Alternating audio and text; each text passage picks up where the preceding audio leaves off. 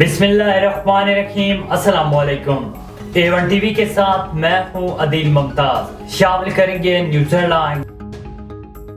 انتخابات میں 13 دن باقی، تمام سیاسی جماعتوں کی انتخابی مہم عروج پر۔ بلاول بھٹو آج گجرات اور منڈی بہاؤالدین میں جیالوں کا لہو گرمائیں گے۔ رتی کے گراؤنڈ میں جلسے کی تیاریاں جاری۔ بلاول بھٹو، آصفہ بھٹو اور دیگر بھی خطاب کریں گے۔ شہباز شریف منڈی بہاؤالدین میں سیاسی قوت کا مظاہرہ کریں گے۔ قائد اعظم گراؤنڈ میں 20 فٹ اونچا اور 50 فٹ چوڑا سٹیج تیار، چاروں طرف بینرز اور پارٹی پرچموں کی بہار۔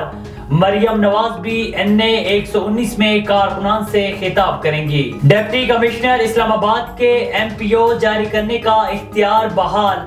اسلام آباد ہائی کورٹ نے عارضی طور پر اختیار بحال کیا۔ سنگل بینچ کے فیصلے کے خلاف چیف کمشنر اور دیگر کی اپیل پر فریقین کو نوٹس جاری۔ عدالت نے حکم امتناع کی بنیاد پر DC اسلام آباد کا اختیار بحال کیا۔ مسلم لیگ نون کا انتخابات سے قبل حلقوں کی سطح پر پارٹی میں اختلافات ختم کرنے کا فیصلہ۔ 10 خصوصی کمیٹیاں تشکیل دے دی گئیں۔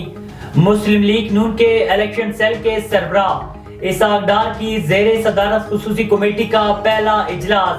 کمیٹی کے TORs اور حکمت عملی پر مشاورت۔ اسحاق ڈار نے تمام ممبران کو قائد مسلم لیگ نون کی ہدایت سے متعلق آگاہ کیا۔ پارٹی کے اندر سے الیکشن لڑنے والے آزاد امیدواروں کے مسئلے حل کرنے کی ہدایت۔ عام انتخابات کے لیے عملے کی تفصیلات سامنے آ گئیں۔ 11,99,009 سے زائد عملہ تعینات کر دیا گیا۔ پنجاب میں انتخابی عملے کی تعداد 7,18,265 ہوگی۔ خیبر پختونخوا میں 1,81,009 سے زائد انتخابی عملہ ہوگا۔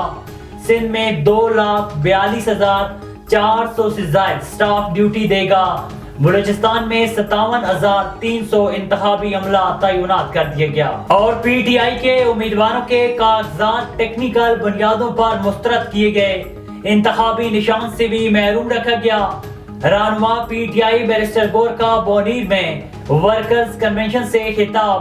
اب ملک میں سیز فائر ہونا چاہیے۔ عوام کو اپنے نمائندے منتخب کرنے کی اجازت ہونی چاہیے۔ ملک کی نازک صورتحال ایک اور تجربے کی متحمل نہیں ہو سکتی۔ امید ہے سپریم کورٹ بلے کا نشان واپس دے گی۔ بلاول بھٹو کے منشور میں کرپشن کے خلاف ایک لفظ نہیں۔ ہیڈ لائنز آپ نے جانی۔ A1 ٹی وی کے نیوز اسٹوڈیو سے فی الوقت اتنا ہی۔ مزید خبر اور اپڈیٹس کے لیے دیکھتے رہیے A1 T V. A1 T V, سب پہ نظر، اندر کی خبر۔